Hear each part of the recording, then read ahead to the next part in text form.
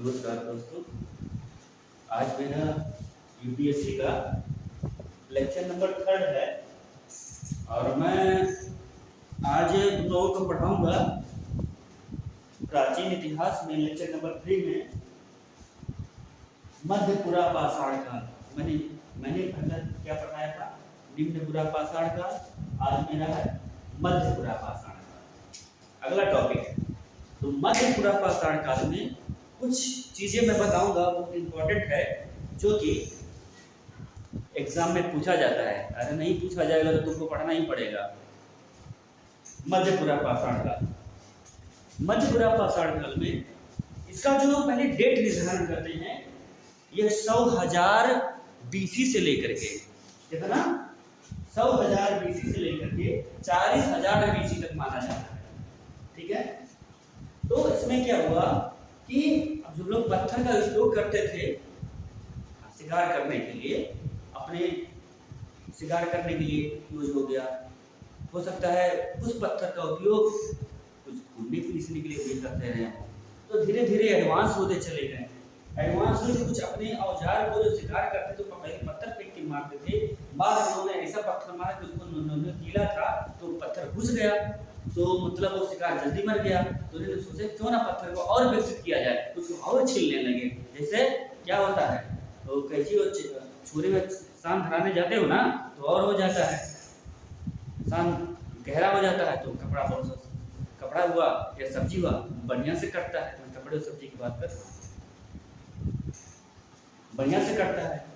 फिर देखो तो धीरे धीरे वो विकास के हो गए, विकास के रास्ते पे आगे बढ़ रहे हैं। अच्छा, इसका जो साक्ष्य मिला है भारत में, कहाँ मिला है? इसके जो साक्ष्य मिले हैं मध्यपुरा पाषाण काल के, इसको नेवासाई की चरण की संज्ञा दी जाती है, क्योंकि महाराष्ट्र का नेवासा नामक स्थान है, वहां पे साक्ष्य मिले हैं। इसलिए उस काल के मध्यपुरा पाषाण काल कहते हैं। उच्च कोटि के औजार महाराष्ट्र के नेवासा से प्राप्त हुए हैं। औजारवा मिला, औजारवा से तो का नंबर अधीन क्या रख दिए मध्यपुरा पाषाण काल। यानी औजार के हिसाब से, भाई औजार के हिसाब से कहीं नहीं हुई। अमेरिका के पास परमाणु बम है, पावरदार है, तो उसका बढ़िया नाम ले लो। इंडिया के पास भी परमाणु बम है, बढ़िया से नाम लोगे। और जिसके पास नहीं है परमाणु बम, उसको कौन भूलते भाई? तो इसलिए आज के युग में सबसे शक्तिशाली परमाणु बम, उसलिए उस समय शक्तिशाली क्या रहा भाई मेरे? उस समय जो सबसे शक्तिशाली रहा वो पाथर था। पथरा से मारते नहीं, किसको मारते थे? शिकार करते थे। तो मतलब जो औजार मिला उच्च कोट का मिला, मतलब बढ़िया से छिला होला हुआ था, बढ़िया क्वालिटी का मिल गया, कहीं को लग जाए।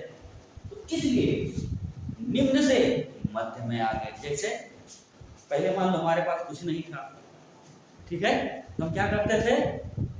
होटल में बैठ करके कटिंग चाय तो भी पीता हूँ 5 रुपये का, 10 रुपये चाय में पीता ही नहीं, 5 रुपये का। हाँ, अगर कोई परेशान है आ जाए तो मैं अपने खर्चे में से उसको 10-20 रुपया, मेरे पास मान लो 40 रुपया है तो मैं 20 रुपया दे देता हूँ, चलो ठीक है, तुम्हारा कुछ मांग लिया तो खाना खा लो। लेकिन मैं अपने खुद के लिए कटिंग चाय पीता हूँ भी, पहले भी पीते थे और अभी भी पीता हूँ और हमेशा पीता ही रहूँगा कटिंग चाय।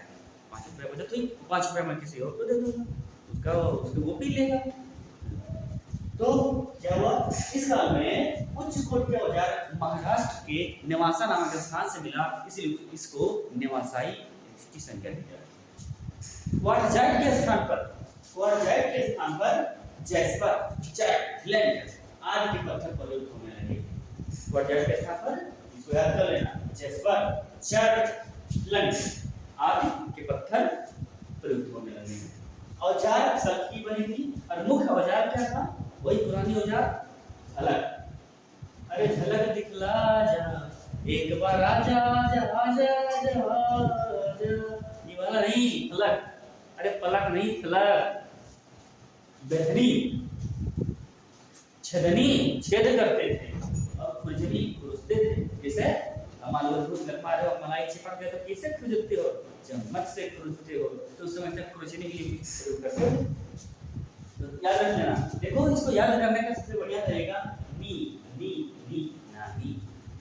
तो फलक याद कर लेना, फलक सॉरी फलक, मैंने थोड़ा सा दिमाग कहीं से डाइवर्ट हो गया, लेकिन पढ़ाई में लगा है ना। फलक, बेधनी, छेदनी और खुरचनी। बेधनी छेदनी मतलब पहले बेधो, ड्रिल मशीन। बेधनी तो है बेधना, छेदनी मतलब छेद करना।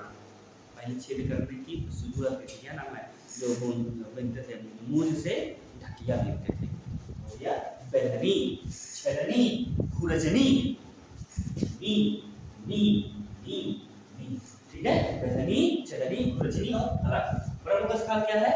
तो ये स्थल मिला है मध्य प्रदेश और महाराष्ट्र। मध्य प्रदेश में भीमबेटका गुफा तो याद ही कर लेना, उसको याद ही करना, उसको कोई तोड़ा नहीं है।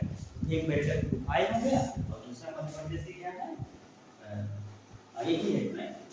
मध्य प्रदेश में क्या है, भीमबेटका की गुफाएं हैं, और नेवासा है और चिरकी महाराष्ट्र में है। तो नेवासा चिरकी महाराष्ट्र में, और मध्य प्रदेश में भीमबेटका की गुफाएं।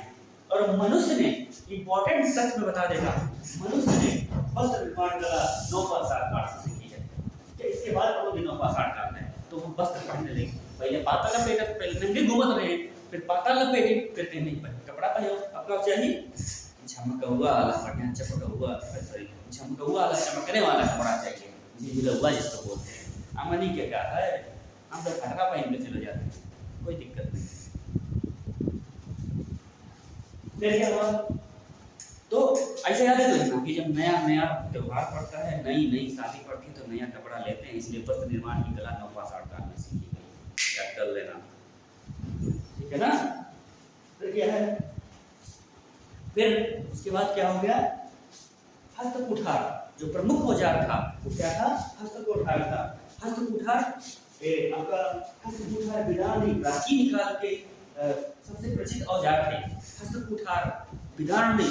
और उसके बाद क्या है, विदारणी हो गया, और प्राचीन हस्तकुठार और विदारणी याद रखना। विदारणी जिससे बीड़ावादनी, बीड़ावादनी सरस्वती देवी प्राचीन काल के, ऐसे विदारणी याद कर लेना। याद करने का ट्रिक बता रहा हूँ, बेवकूफ में मत समझना मुझको, अरे समझे लोगे तो कोई फर्क नहीं पड़ता है, समझे, लेकिन पढ़ लेना। विदारणी, विदारणी प्राचीन काल के, मध्य पुरापाषाण काल के औजार थे, और हस्तकुठार भी ये सबसे प्रचलित, जैसे आज के समय तक प्रचलित क्या है, उस समय का धनुष बाण था, आज का परमाणु बम है, मिसाइल सिस्टम है, S-400 है। ऐसे ही आपको याद करना है और पढ़ना है, और इंटरेस्टिंग करके पढ़ना है, तैयार कर लेना। छोटा वीडियो बना रहा हूँ, धीरे धीरे बड़ा बनाऊंगा, थोड़ा सा मैं अपनी टेक्नोलॉजी पर विकसित हो जाऊंगा ना। मुझे टेक्नोलॉजी थोड़ा सा है, टेक्नोलॉजी आपको नहीं पता होगा ना, थोड़ा टेक्नोलॉजी पता हो जाएगा तो अच्छे से वीडियो दूंगा पढ़ाने के बाद। फिर तब तक को नमस्कार, बाय। याद कर लेना, और चाहे स्क्रीनशॉट ले लेना, इसको रख लेना, बढ़िया से पढ़ लेना। मध्य पुरा भाषा